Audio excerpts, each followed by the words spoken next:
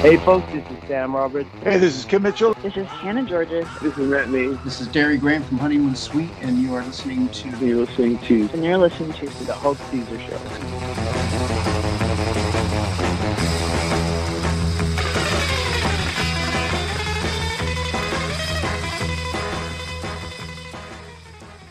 Welcome to the Hulk Caesar Show. I am your host, Hulk Caesar. Our guest today is a seasoned musician and songwriter with deep roots in Newfoundland and Labrador. A proud member of the Qalipu Mi'kmaq First Nations, his career has taken him across Canada and beyond, from touring with some of Canada's biggest acts to co-founding Black Mountain Whiskey Rebellion, whose single Holy Smoke was recognized by Rolling Stone magazine. After decades on the road, he now calls Nova Scotia home, where he continues to write, record, and perform his own music. His latest single, This Side of the Mountain, and new album, Writing on the Wall, mark an exciting new chapter in a remarkable career. Greg Carroll, welcome to the Hulk Caesar Show. Thank you for having me, Hulk. Now, Greg, you've had such a rich musical journey that started all the way back in St. George's. What do you remember most about those early days when you first picked up a guitar? I was very fortunate to grow up in a musical family on both sides. My parents, my dad was Irish. I grew up with Irish music, traditional Newfoundland music, and traditional country music as well, and a lot of fiddle music on my mom's side. She's First Nations. So I was very fortunate because I would be going into like an incubator of music, like a music school kind of deal. So whenever I went to the cousins, in St. George's, or where I went across the bay to Stephenville to the grandparents, it was... It stuck with me. It really is a core memory, and it really made me want to do music. And even when I was younger, I wasn't really sure I wanted to do it for a living. Because when you're young, I just wanted to play. What did you want to be when you were younger? Well, you know what? Like, that's the thing is, like, I was one of these kids. Like, I think, I wanted to be Wayne Gretzky. Yeah. You know what I mean? I wanted to be a hockey player. But I wasn't good enough. Yeah. So of course, I think every, kind of deal, boy wants to be like a sports, star or whatever. But when as I started playing more guitar and stuff like that and get more serious about it, I realized like that was going to be my calling kind of deal. And I decided then that I would be proactive, and I sought out like getting schooling, like getting some private lessons from this gentleman, Leon O'Coin from Stephenville, great bass player, great educator kind of deal, played in a great band called Three of a Kind. They played St. John's back, 1,000 years ago kind of deal, like with everyone else on 4th Street kind of deal. So he got me ready for St. FX, and I went to St. FX, and, I was under tutelage of Skip Beckwith, the legendary Skip Beckwith. I was his star student. Wow. Kind of deal. I lived with Skip for a bit, too. How was that? There is a story there. When you live with your prof, it was great, right? Kind of deal. The circumstances weren't good, but because I got kicked out by some chick that I was with, and my wife is here. That was a long time ago, sweetie. So anyway, I had no place to go, so I lived with Skip, and that really defined me a lot too. It got me because I'm like, I want to be like you. You play with Anne Murray all over the world. I want to do that, right? So I moved west, young man kind of deal, and started playing in bars 6 nights a week, playing on honky tonks everywhere, and that's where I honed my craft to get good enough to play the big stages. And then it just happens is from being around, your name gets around, and I start getting these calls for these big gigs. Now, you started all the way back when you were like 16 performing in bands. What kind of music were you playing back then, and who were some of the artists that inspired you? Yes, when I was 16, I played this band called Soundwaves, and it was a 50s rock and roll country band. And we were playing new country at the time, so like when Guitar Town was out, we were doing that, and Guitars and Cadillacs and that kind of stuff. And then playing like all these old, Johnny B. Good and, stuff like that. So it was a real fun band to play in with these old guys, quote unquote. I put my fingers in the air that when they were 30s. So they were really a big important part too of the early years of before anything else happened. It was Soundwaves on, in 1987 on October 31st. That was the first gig. So, and then the rest is history after that, as we're speaking of, as we're going on further on in my career. But yeah, sure. Before we get to the first song, how does it feel to be kind of full circle now and come back in town for 2025 Music NL Week? Oh, I just love being back home, kind of deal. And I was 29 years in Alberta and never felt like home. I'm going to be honest with you. And it's like, this has always been my home. The East Coast, Newfoundland. Love coming to St. John's. It's like New York City. I got to come at least once a year. I got to get it. Yeah. You know what I mean? Got to get it. Got to get it in me, right? Kind of deal. So I feel very privileged. I'm playing the Ship tonight. Amazing. which one of my heroes, Ron Hines, you know what I mean? Like he played there. That was his cathedral, right? You know, that stage was his altar. And I feel very fortunate that I was asked to do that, and I'm very much looking forward to it as well. Super cool. What do you have for us first? I wrote this song strictly to Guilt, where I'm First Nations. So, as you mentioned, beginning of the show here. So when I was in Nashville writing for Black Mountain Whiskey Rebellion, we spent some time down to our lead singer, Eric Dillon, who actually writes for Luke Combs and Riley Green and Eric Church and all these guys. Wow. Right? So I was down writing with him. And Mitch as well. Mitch was the guitar player. The three of us were the writers in Black Mountain. But I decided to go take a break one day, went out for a walk, and I saw all these war memorials. And I want, from the Civil War, and I wondered if First Nation soldiers fought in the Civil War, and they did.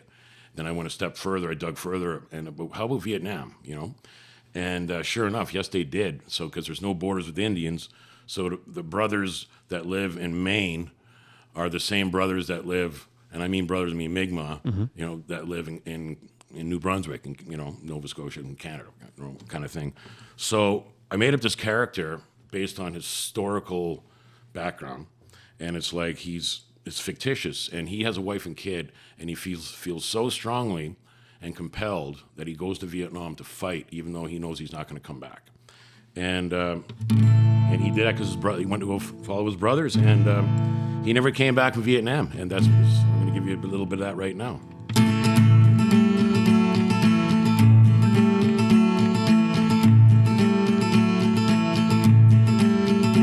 Crossing the U.S. border from Canada up north, a small reserve north of Bangor, Maine. So my brothers from the south to infiltrate and rout, fighting's what we do from going insane. There are times in your life and you take on all the strife, and I'm never coming back from Vietnam.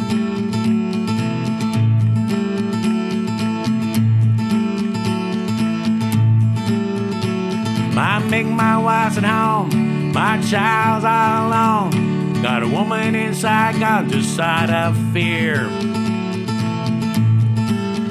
From the forest to the mire, the mangrove swamp is dire. I enrolled in this hell, don't you shed a tear. There are times, can't you see, that I got to be me, and I'm never coming back from Vietnam. Hey.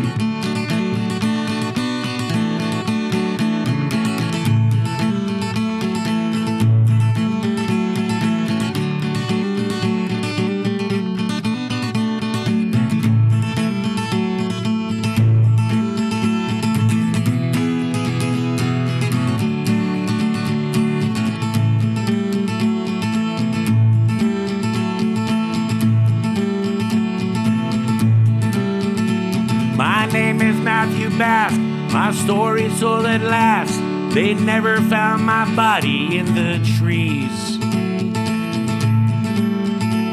Forever gone, don't cry, there's a feather in the sky. Things don't always seem what they be. And there's one thing's for sure, I can't take another tour, and I'm never coming back from Vietnam. And there's one thing's for sure, I can't take another tour, and I'm never coming back from Vietnam. No, I'm never coming back from Vietnam.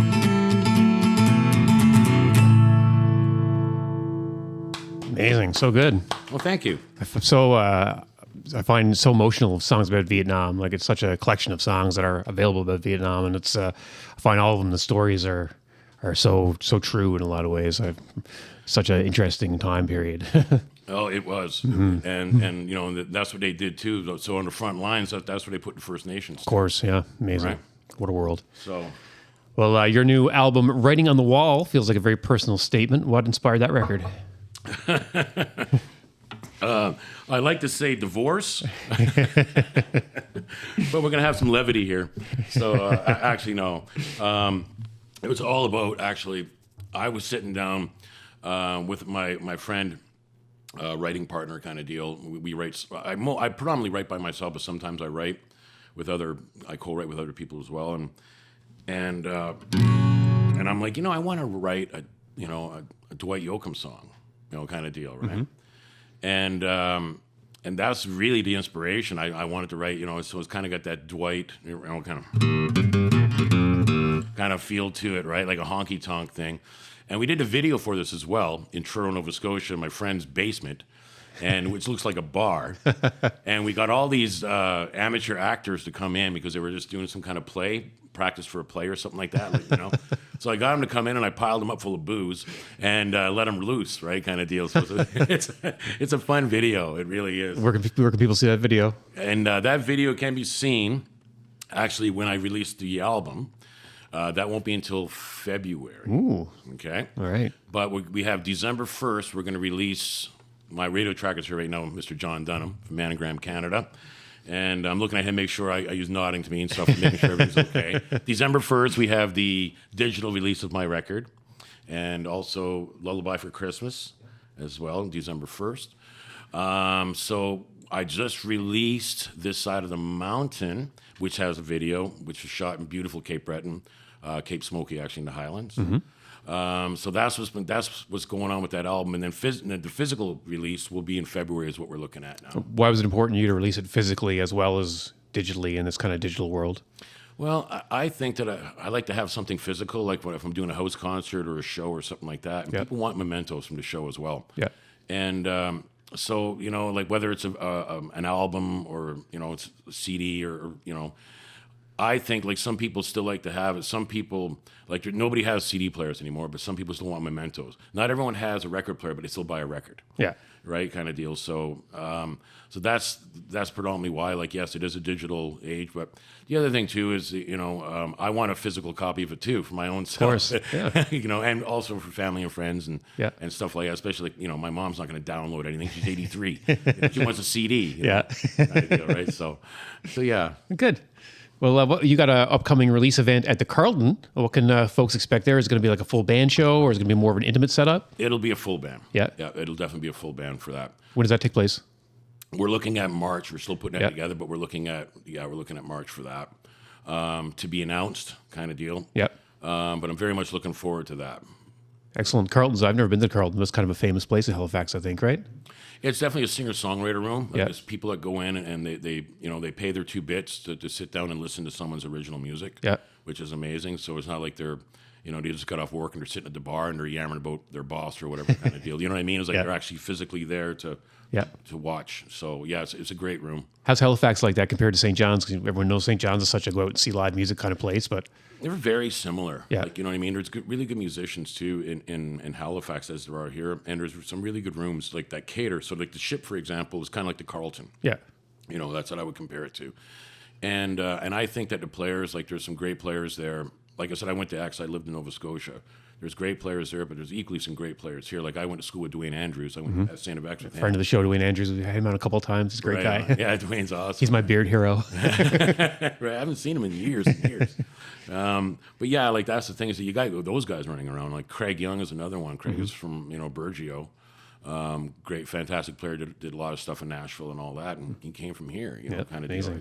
So oh yeah, for sure. Like we had some great players that came off this island, kind of deal. So, which I'm very proud to say, All right, well, let's hear another live song. What do you got for us next? Well, I was thinking about doing my Christmas song. Oh, excellent! We're getting right into Christmas mode. We had Krista Borden here last night doing her Dolly Christmas stuff. So, okay, so it's already warmed up. Yeah, already warmed up. Okay, well, this song here, myself and my wife were in New York City, and it was in late November. So they were getting ready for Christmas. And I got inspired because I'm looking around. And New York City is a tale of two cities. There's wealth and there's poor. Of course. So I thought about this guy, his character who was from across the wrong side of the tracks, okay? And he's in with this girl who's well off, like her family's well off, well-to-do. And now it's Christmas time. What's he going to get her for Christmas? She's got everything. So, and he's broke. He's got nothing.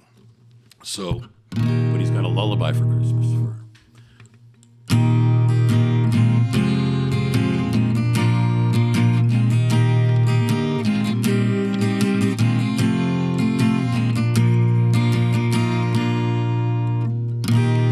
putting up lights, winter's on the trees. First Christmas for you and me. Streets are a-bustling, Times Square's so bright. Thank God I have you tonight. Diamond rings shine as the children sing. Joy to the world and peace to all of us. Candy canes and the baby's name give hope and faith to all of us. All I have is a lullaby for Christmas.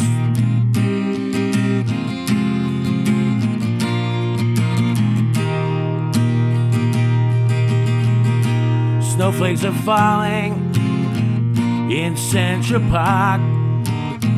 Tears on a mat to feel in my heart. 'Cause I got nothing but you in this song.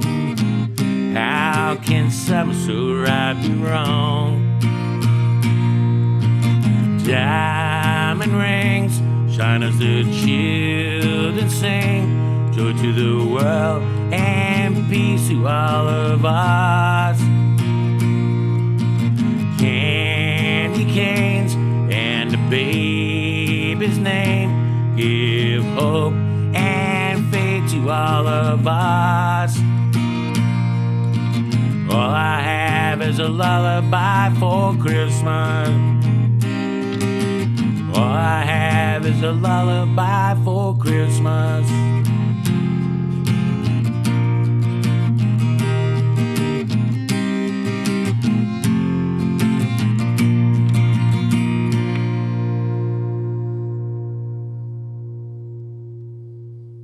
Awesome.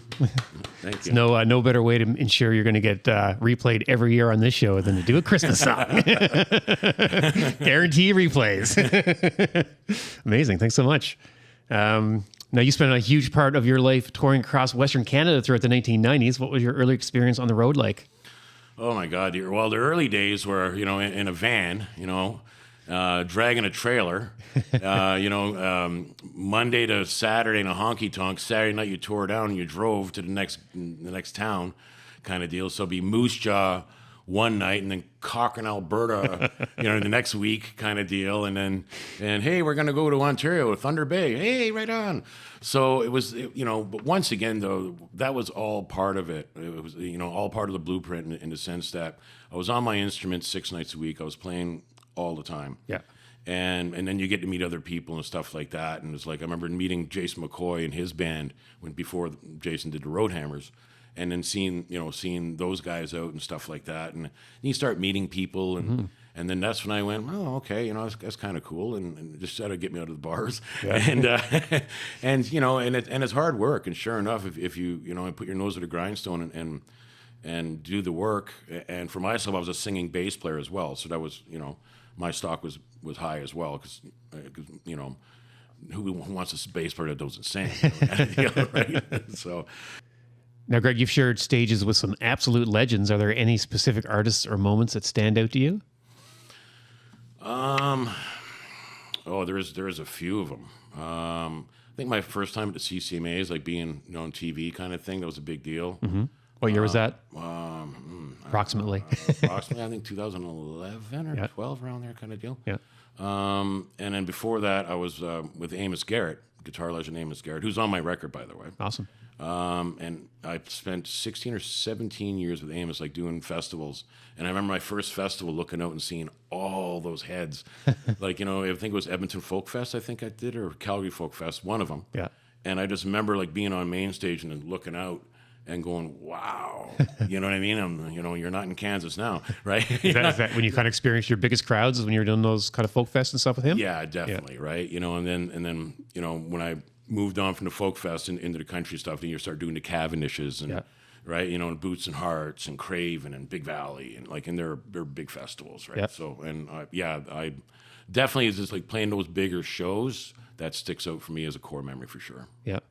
Now, when audiences think of Greg Carroll, what's one thing you hope they take away from your live performance? Well, that I'm very handsome. Right.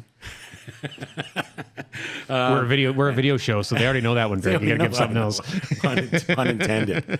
Energetic kind of deal, as well as knowledgeable. Like I always like to explain things, like whether it's has to do with historical reference or musical, kind of deal. It's like I like to tell a story. So I'm not just a jukebox. You're not just going to get me there, and I'm just going to be, here's a song, here's another song, here's another, bang, bang, bang. Like I like to set up songs, kind of like what we're doing now, but not as wordy as I am right now. Kind of deal, that answers your questions. Well, can you introduce your next song for us?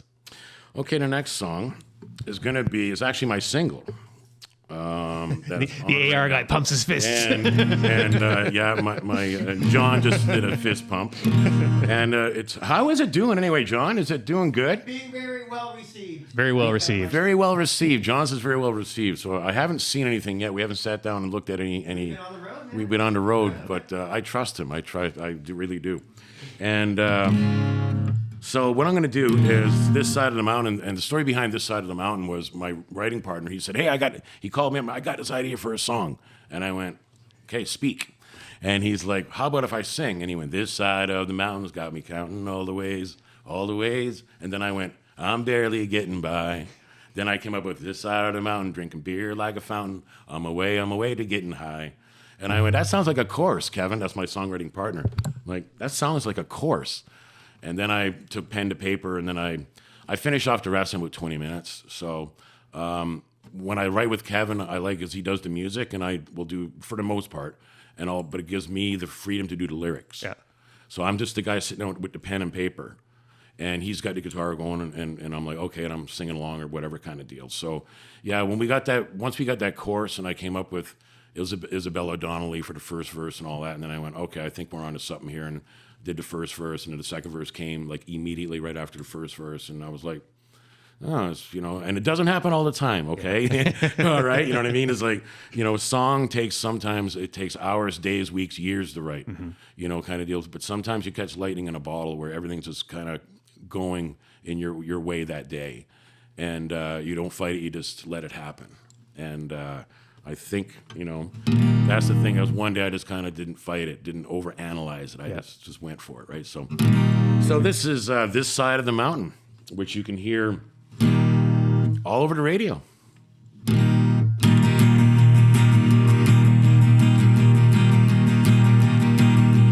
This side of the mountains got me counting all the ways, I'm barely getting by. This side of the mountain, drinking beer like a fountain, on my way to getting high. Isabella Donnelly, now my mom won't let me be. Pour me up a cup of moonshine. Now I'm stumbling down the hill, a cup too much, I have my fill. Guess another girl's on my mind. Yeah, this side of the mountains got me counting all the ways, I'm barely getting by. This side of the mountain, drinking beer like a fountain, on my way to getting high. From the bottom of the holler, I thought that I found her, prettiest girl from the side of the county line. But I knocked her up, I started driving truck. My hopes and dreams got all shook up now. All the songs I write just won't rhyme. Yeah, this side of the mountains got me counting all the ways, I'm barely getting by. This side of the mountain, drinking beer like a fountain, on my way to getting high. I'm on my way to getting high. I'm on my way to getting high.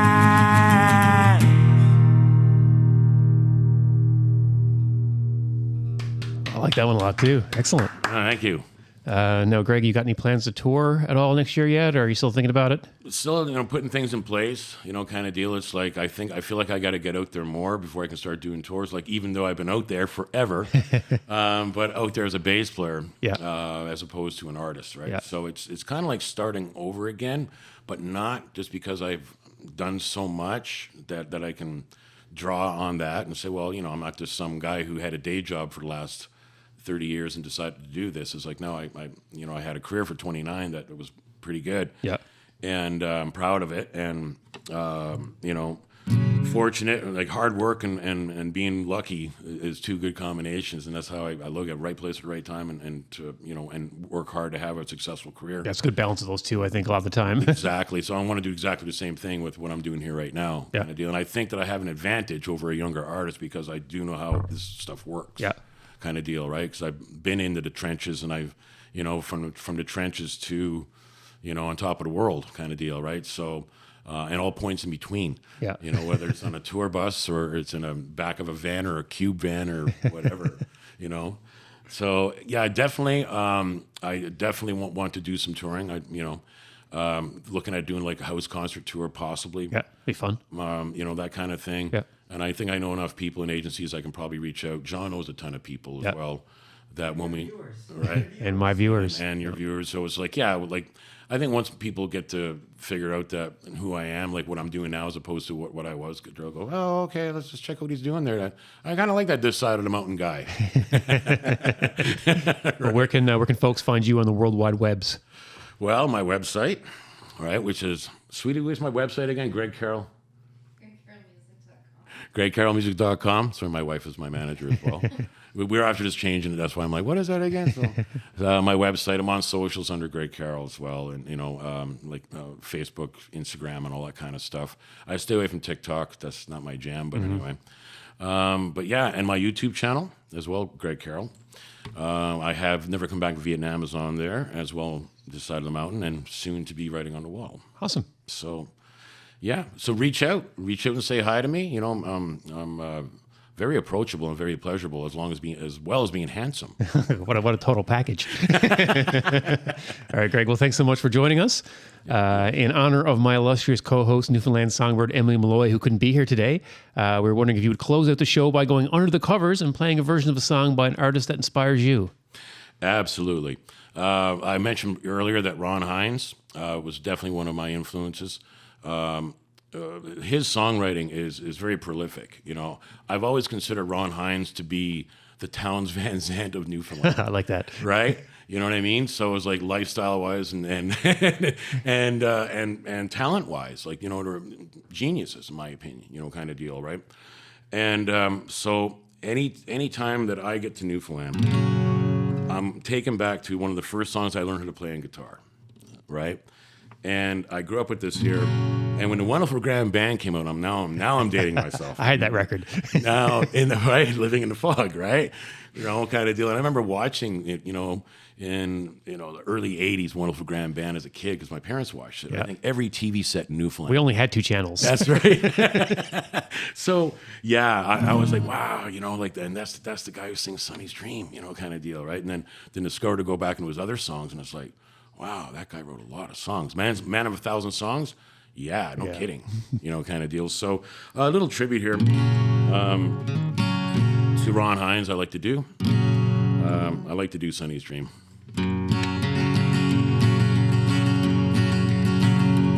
Sonny lives on a farm, on a wide open space. You can take off your sneakers and give up the race. You can lay down your head on a sweet river bed. Sonny always remember those words as my day. Sonny carried the load, though he's barely a man. There ain't all that to do, till he does what he can. And he watches the sea from a room by the stairs, and the waves keep on rolling. They've done that for years. Oh, Sonny, don't go away. I am here all alone, And your daddy's a sailor who never comes home. And the nights get so long, and the silence goes on. And I'm feeling so tired, I'm not all that strong. It's 100 miles of town, Sonny's never been there. He goes to the highway and stands there and stares. And the mail comes at 4, and the mailman is old. Sonny still dreams his dreams of silver and gold. Oh, Sonny, don't go away, I am here all alone. And your daddy's a sailor who never comes home. And the nights get so long, and the silence goes on. And I'm feeling so tired, I'm not all that strong. Sonny's dreams can't be real, they're just stories he's read. There's just stars in his eyes, there's just dreams in his head. And he's hungry inside for that wide world outside. And I know I can't hold him, though I try, and I try. Oh, Sonny, don't go away, I am here all alone. And your daddy's a sailor who never comes home. And the nights get so long, and the silence goes on. And I'm feeling so tired, I'm not all that strong.